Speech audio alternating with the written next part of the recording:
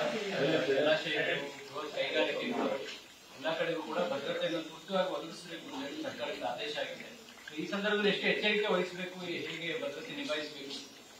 ಇದು ಯಾವಾಗಲೂ ಕೂಡ ಯಾವಾಗ ಈ ಟೆರರಿಸ್ಟ್ ಅಟ್ಯಾಕ್ಸ್ ಇರ್ತವೆ. ಯಾಕಂದ್ರೆ ನಾನು ಹಿಂದೆ ನೀರಾವರಿ ಸಚಿವನಾಗಿ ಕೂಡ ಕೆಲಸ ಮಾಡಿದ್ದೀನಿ. ಈ ಡ್ಯಾಮ್ಗಳಿಗೆ ಸೆಕ್ಯೂರಿಟಿ ಕೊಡುವಂತಹದ್ದು ಮತ್ತು ಬೃಹತ್ ಕೈಗಾರಿಕೆಗಳು, ಪವರ್ ಸ್ಟೇಷನ್ಸು, ವಿದ್ಯುತ್ ಸ್ಥಾವರಗಳಿಗೆ ನಾವು ಭದ್ರತೆಯನ್ನು ಕೊಡುವಂತಹದ್ದು ಬಹಳ ಮಹತ್ವ ಪಡ್ಕೊಂಡಿಲ್ಲ. ಯಾಕಂದ್ರೆ ಉಗ್ರರ ದಾಳಿ ಏನಾಗ್ತವೆ ಅವು ವಿಶೇಷವಾಗಿ ಈ ಡ್ಯಾಮ್ನಲ್ಲಿ ಒಂದು ದಿವಸ ಮಾಡುವಂತಹದ್ದು, ವಿದ್ಯುತ್ ಸ್ಥಾವರಗಳ ಮೇಲೆ ಮಾಡುವಂತಹದ್ದು. ಯಾಕಂದ್ರೆ ದೇಶದಲ್ಲಿ ಇವತ್ತೊಂದು ದಿವಸ ಅದನ್ನ ಪ್ಯಾರಲೈಸ್ ಮಾಡಬೇಕು ಅನ್ನೋ ಉದ್ದೇಶ ಇರ್ತದೆ. ಅದಕ್ಕೆ ಡ್ಯಾಮ್ ಸೆಕ್ಯೂರಿಟಿ ಅಂತ ಹೇಳಿ ಡಿವಿಷನ್ ಇರ್ತದೆ.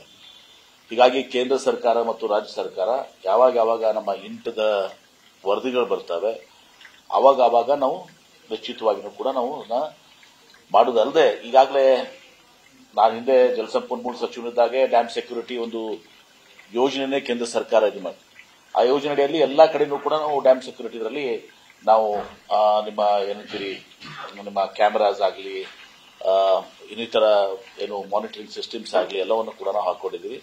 ಇದಾಗಿನೂ ಕೂಡ ಹೆಚ್ಚಿನ ಭದ್ರತೆಯನ್ನು ನಾವು ಕೊಡಬೇಕು. ಆ ದಿಸೆಯಲ್ಲಿ ಜಲಸಂಪನ್ಮೂಲ ಇಲಾಖೆಯಿಂದ ಉಪಮುಖ್ಯಮಂತ್ರಿಗಳೇ ಒಂದು ಸಚಿವರಿದ್ದಾರೆ, ಮುಖ್ಯಮಂತ್ರಿಗಳು ಕೂಡ ನಿರ್ದೇಶನ ಕೊಡ್ತಾರೆ. ಕೇಂದ್ರ ಸರ್ಕಾರ ಕೂಡ ಎಲ್ಲಾ ಡ್ಯಾಮ್ಸ್ಗೆ ಮತ್ತು ಇದಕ್ಕೆ ಸೂಚನೆ ಕೊಟ್ಟಿದೆ. ಆ ಪ್ರಕಾರ ನಾವು ಕ್ರಮ ಕೈಗೊಳ್ಳಬೇಕು, ಕ್ರಮ ಕೈಗೊಳ್ತೇವೆ.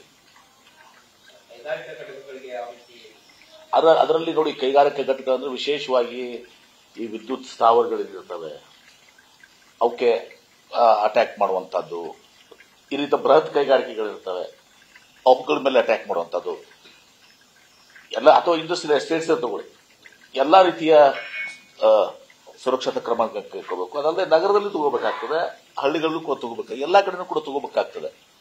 ಹೀಗಾಗಿ ಭಾರತ ಸಮರ್ಥ ಇದೆ. ನಮ್ಮ ದೇಶ ಇವತ್ತು ಈ ಎಲ್ಲಾ ಬೆದರಿಕೆಗಳಿಗೆ, ಈ ಎಲ್ಲಾ ಇದಕ್ಕೆ ನಾವು ಸನ್ನದ್ಧರಾಗಿದ್ದೀವಿ. ಮತ್ತು ಇದರಲ್ಲಿ ಕೇಂದ್ರ ಸರ್ಕಾರ ಮತ್ತು ರಾಜ್ಯ ಸರ್ಕಾರ ಒಗ್ಗಟ್ಟಾಗಿ ದೇಶದ ವಿಚಾರ ಬಂದಾಗ ಇವತ್ತು ದೇಶ ಮುಖ್ಯ ಇವತ್ತು ದಿವಸ, ತದನಂತರ ಪಕ್ಷ, ಧರ್ಮ, ಜಾತಿ ಅದೇನೇ ಇದ್ರೂ ಕೂಡ. ಹೀಗಾಗಿ ಎಲ್ಲರೂ ಒಗ್ಗೂಡಿ ಇವತ್ತು ದಿವಸ ಕೇಂದ್ರ ಸರ್ಕಾರ, ರಾಜ್ಯ ಸರ್ಕಾರ ಎಲ್ಲಾ ಕ್ರಮಗಳನ್ನ ಇವತ್ತು ದಿವಸ ಕೈಗೊಳ್ತೇವೆ.